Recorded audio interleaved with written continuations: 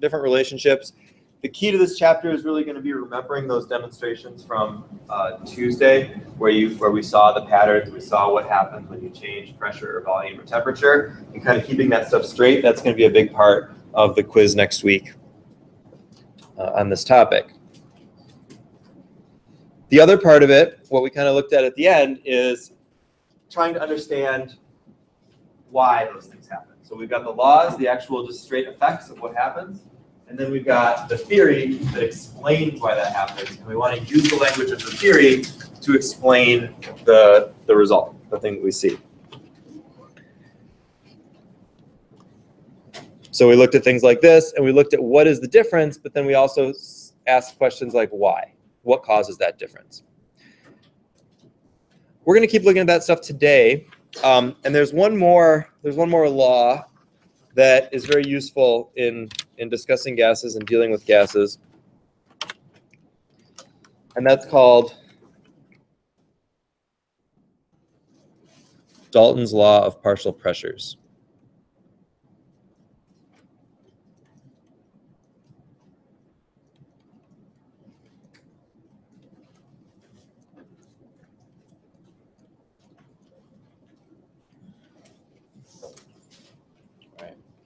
Now, the actual wording of the law, whatever, that's not so important. But the concept behind it is what's important. So I'm going to do that from a picture here.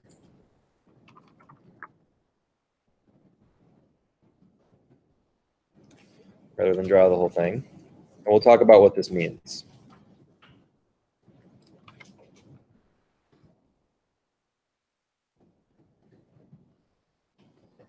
All right. So what this picture is saying is that we've got two gases and we're going to mix them together. So on the left is a tank full of helium, and the right, or in the middle, I guess, is the tank full of argon. So those are two different gases. You'll notice the one on the left says it's at 2 atmospheres of pressure, and the one on the right says 4 atmospheres of pressure. Or I guess when I say the one on the right, I mean like the middle, the right side of those two. So if you recall from Tuesday, one thing we said was that pressure can be a stand-in for amount if everything else is kept the same. So if you have the same volume and the same temperature, the only thing that can lead to more pressure is to have more gas in it. So because gases are so hard to measure in volume or in mass, we often use pressure to measure how much of the gas is there. And so in this case, we have two identical cylinders. They're the same size, they're the same volume. We've got different gases in each of them, and there's more argon than helium because there's more pressure of argon than pressure of helium. So what Dalton's law says is that when we mix those gases together, so if you took both of those gases and you put them all in the same container, the overall pressure would be the sum of the two individual pressures. So if you had 2 atmospheres from helium and you had 4 atmospheres from argon, you put them together, you'd have 6 atmospheres overall. Okay? Okay. So that makes sense from our kinetic molecular theory because we know that that the pressure is caused by the collisions of the gas molecules. And so if we have more gas molecules in there, we combine them, we would expect all of the collisions to be combined in the same way, right? So that's why that kind of makes sense. All right. So let's write something down. The way we would say this in words is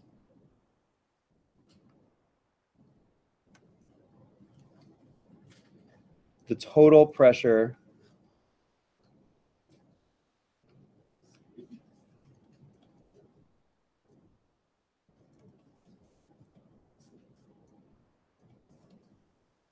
of a mixture of gases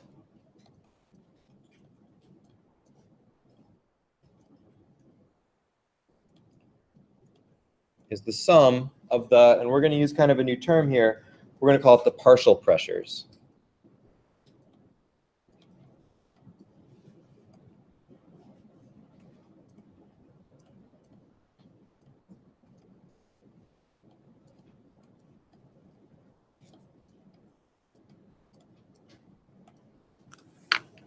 Those are those individual pressures that each gas is exerting. So the total pressure is the sum of the partial pressures. All right, so why is that helpful? Well, it's helpful in a couple ways. One is, like we said, it can be difficult to talk about amounts of gas in grams or in volume. So by talking about it in pressure, we have a way that we can really measure and talk about individual pieces of gases. It also makes it easy to figure out how much of one or another gas we have by just subtracting out the partial pressures of the other ones. So if you wanted to make a gas mixture, and you wanted that mixture to be, let's say, 20% oxygen, like it was something you wanted to breathe and you wanted it to be 20% oxygen. So you could put a bunch of gas in there, and then you could just add oxygen until the partial pressure of oxygen was 20% of the total pressure. And then you'd know that your gas mixture was 20% oxygen. And you don't have to measure any, you don't have to weigh anything, you don't have to like do any mole conversions or anything like that. You just know that the percentages mirror the partial pressures. And that makes things a lot easier. So when you talk about gas mixtures and ratios of gas mixtures, this language of partial pressures is often what we're going to use. For instance, when we look at breathing. So there's a couple of neat pictures of your book that talk about the ratios of the gases in the air you breathe in versus the air you breathe out change. And the only real way to talk, well, there's two ways to talk about that. You can talk about it in percentages, or you can talk about it in pressures. And pressures can be useful because that can be different depending on the atmospheric pressure, depending on the actual overall external pressure. So take a look at this table from the book.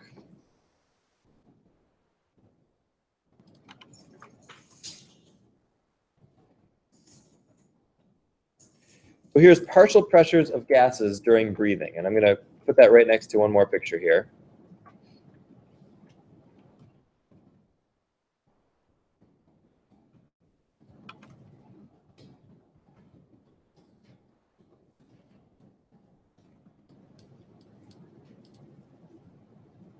All right. We talked about how breathing works in terms of the pressures in the lungs and that kind of thing. Do you know how breathing works in terms of getting oxygen to stuff? I don't know. Has anybody taken those classes yet? What is that, physiology? So like the oxygen comes into the alveoli at the very bottom of the lungs. It diffuses into the bloodstream, goes to the heart, goes to the tissue. The CO2 comes back, diffuses back out, right, out into the atmosphere. If we look here, the partial pressures of the different gases in air can tell us something about what's going on with those, with that breathing. So you've got a total, we're assuming we're at sea level, so we've got atmospheric pressure in our air, 760 millimeters of mercury. And the partial pressures tell us how much of the individual gases there are. So we've got 594 torr or millimeters of mercury of nitrogen, 160 of oxygen, very little carbon dioxide, and water vapor. So we take that air in, and then inside the very base of the alveoli now, that's where that exchange is happening. So that's at a relatively standard amount of each one. So then as the air gets expired, some oxygen is going to end up in that air just because of the diffusion, and then some of the carbon dioxide is going to come out, end up going back in. We'll talk about that in a couple chapters because it helps also control the blood pH, the acidity of the blood. So I'm not sure if I'm explaining that physiologically very well, but the point is that we can track what's happening with the different gases by monitoring their partial pressures. And so one thing that, for instance, in medicine, if you're monitoring the amount of oxygen in your blood, that's a percentage in the blood, but if you want to monitor it in the lungs, you have to use partial pressures because we're talking about a mixture of gases.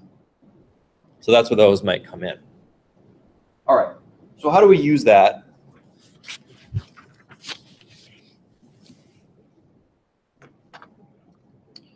Let's look at a couple examples from the book.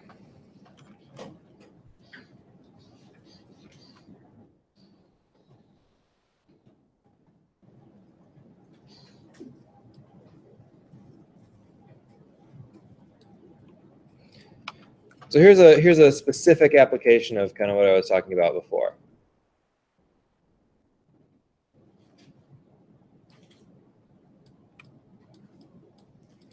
A gas mixture containing oxygen, nitrogen, and neon exerts a total pressure of 1.2 atmospheres, 1.20 atmospheres.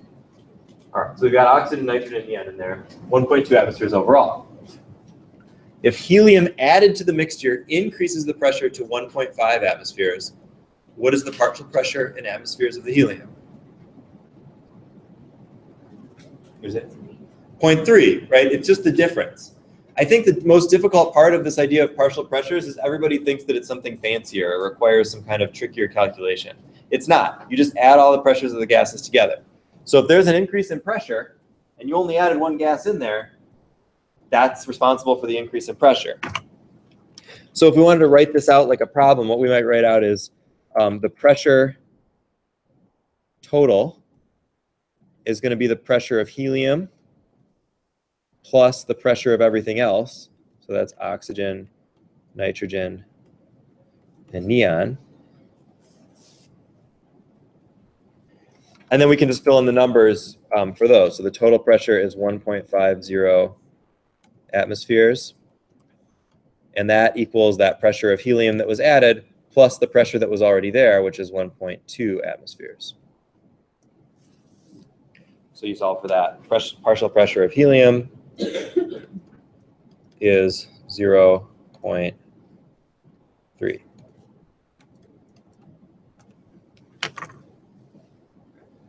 Is there a way to figure out the partial pressure of the other gases in that mixture? Or do we need more information here?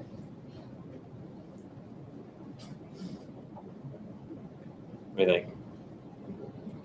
We need more information. There's not enough in this problem because it just says there's a mixture. If we were given percentages, though, we could figure that out. So here's another one of thinking, another question using the same question.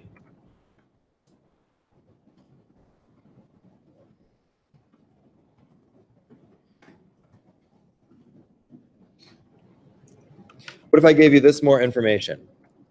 In the original gas mixture containing those three was 20% oxygen,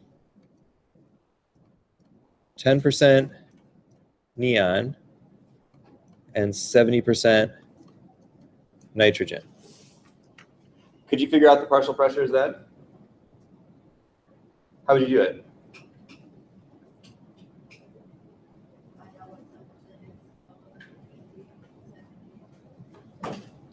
Yeah, you just find the percentage of each of them. In this particular case, that would be of the 1.2 because that's what those three are from. The 1.5 includes the helium also. So we don't know that. Like we know that one from the other part. But we would use, we'd use those percentages and we'd say, okay, 20% of 1.2 is 0.24, right? So the partial pressure of oxygen is 0.24 atmospheres. And we just add them all up like that. So the partial pressure of oxygen is going to be 20% of 1.2, so 0.20 times 1.20, which equals 0.24 atmospheres. And we can calculate the other ones the same way. So we just take a simple percentage, and that's why pressures and partial pressures are so convenient for gases, because it's a nice stand-in for percentage. It allows us to figure out how much of each thing we have, whereas with mass or something, that would be a lot more difficult. All right, questions about that so far? Okay, let's look at some more problems in this chapter.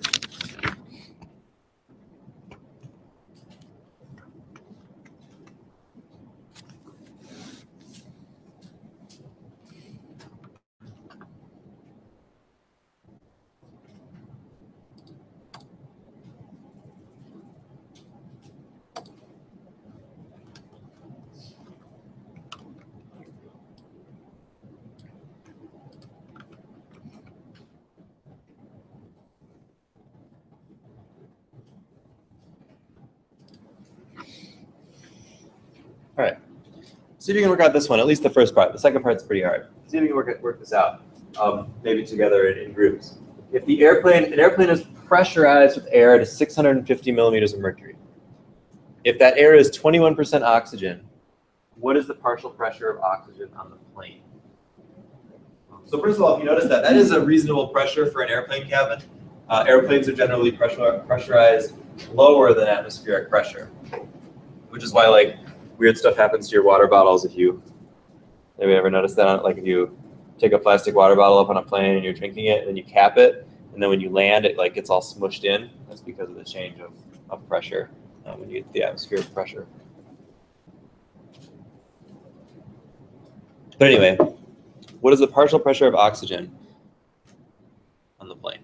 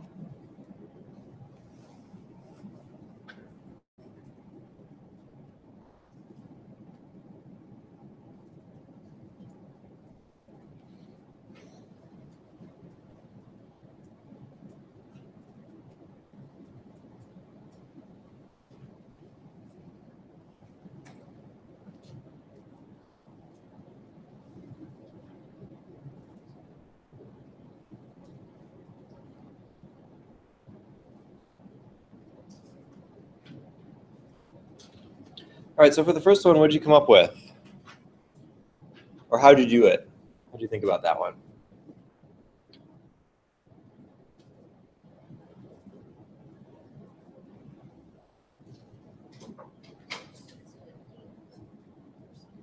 Right, so we're just going to take 21% of 650. What did that come out to? 136.5? Right, so the pressure, the partial pressure of oxygen is 136.5 millimeters of mercury. All right. Now, let's see if we can figure out the second one. If the partial pressure of oxygen drops below 100 millimeters of mercury, passengers become drowsy. So that's like the amount of oxygen that you need in your air. If this happens, oxygen masks are released. What is the total cabin pressure at which oxygen masks are dropped? So this is how it works in airplanes. Airplanes, oxygen, there's such things as oxygen sensors, but they're pretty fancy and expensive. So there isn't a specific sensor for oxygen, or maybe there are in some planes, but there doesn't necessarily need to be a specific sensor for oxygen. There can just be a sensor for the overall pressure.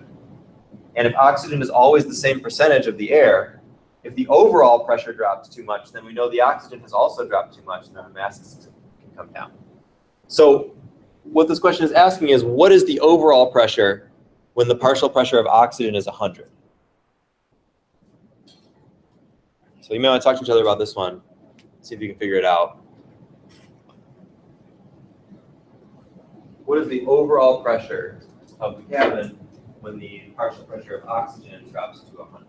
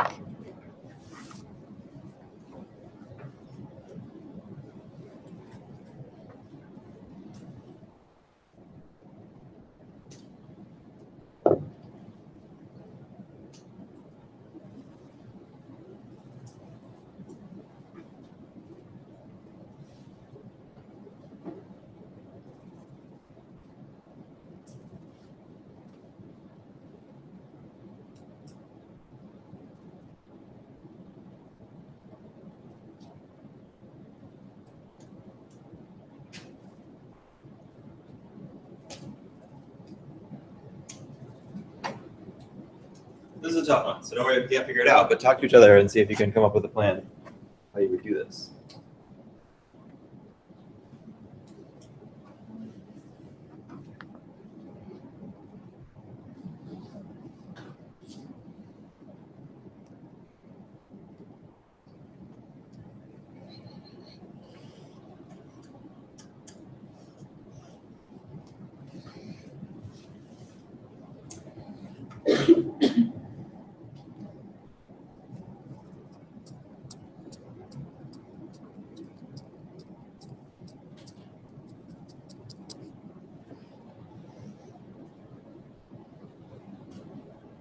Everyone's being very quiet. Is this because you figured it out, or you just don't want to talk about it?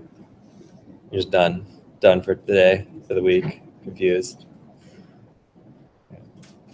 So all right, let's just look at it then. In the first part, we found that when the total pressure is 650, the partial pressure is 136.5, and that was 21% of the total, right? So you can set up a proportion in that same way. So you can say that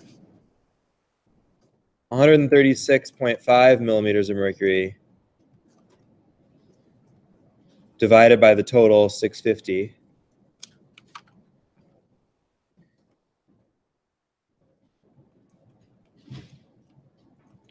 if we divide those two, we'd get 0.21, 21%.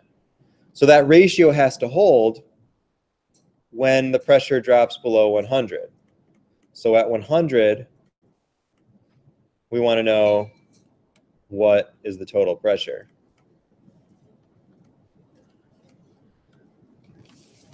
So you solve for the proportion. However you like to do that, cross multiply and divide, that kind of stuff. Weird, sometimes the calculator works on this computer and other times it doesn't.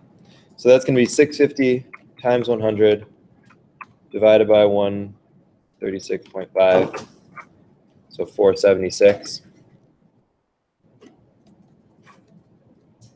So when the total cabin pressure dropped below 476, we know the oxygen pressure was below 100, and therefore the oxygen mass would have to drop. So don't worry about that one too much. That's a tough one. But just this idea that we can use partial pressures as a stand-in for amount, as a stand-in for grams. Like if we were doing this with a mixture of solids, you would take however many grams of this thing and however many grams of this thing, and you put them together and you can do percentages. Same thing with gases, but we're going to use pressures instead of grams. That's the main thing.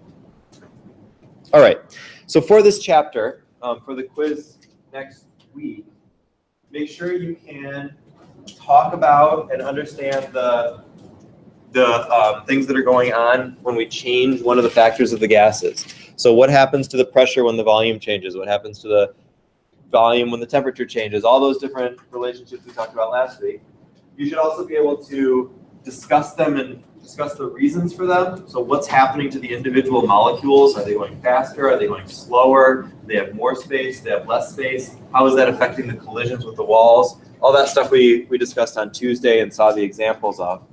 And then understand how to add up the pressures of gases, the partial pressures, to make a total pressure, and that we can use partial pressure as kind of a stand-in for amount. So we can still talk about things like percentages and how much gas is in there using the partial pressures. We're skipping all of the parts of Chapter 8 that deal with directly calculating those parameters. So how do you calculate pressure from volume and moles and temperature? We're not doing that. You may have done that in a previous class. We're not doing that in this class. We're only interested in what happens when you change one and why. What happens to the other when you change one and why, and then how do you deal with the partial pressures. The only other calculation in this chapter would be converting pressure units. So if you have a pressure that's in millimeters of mercury, how many atmospheres is that? And I would give you those conversion factors. You just have to set it up like we did back in Chapter 2 so that you can actually do the conversions. Yeah. That's Tuesday or Thursday? Thursday. Everybody seemed to agree on Thursday, so we'll do Thursday. And so we have lab on Tuesday, and we'll start talking about solutions on Tuesday. That'll be Chapter 9. Chapter 9, getting into solutions. All right, so have a good weekend, everybody. See you Tuesday.